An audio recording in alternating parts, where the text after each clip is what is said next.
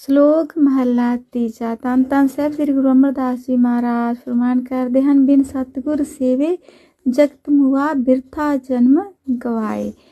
ਕਹਿੰਦੇ ਵੀ ਜਿਹੜਾ ਸੰਸਾਰ ਹੈ ਸਤਿਗੁਰ ਦੇ ਦੱਸੇ ਰਾਹ ਤੋਂ ਕਹਿੰਦੇ ਵੀ ਜੇ ਤੁਰਨ ਤੋਂ ਬਿਨਾਂ ਜਿਹੜਾ ਮਨੁੱਖਾ ਜਨਮ ਹੈ ਉਹ ਵਿਅਰਥ ਹੀ ਕਹਿੰਦੇ ਮਾਇਆ ਦੇ ਨਸ਼ੇ ਵਿੱਚ ਮੋਇਆ ਪਿਆ ਹੈ। ਕਹਿੰਦੇ ਵੀ ਉਹ ਮਾਇਆ ਦੇ ਨਸ਼ੇ ਵਿੱਚ ਹੀ ਗਵਾ ਲਿਆ ਹੈ। ਦੂਜੇ ਪਾਏ ਅਤ ਦੁੱਖ ਲੱਗਾ ਮਰ ਜੰਮੇ ਆਵੇ ਜਾਏ।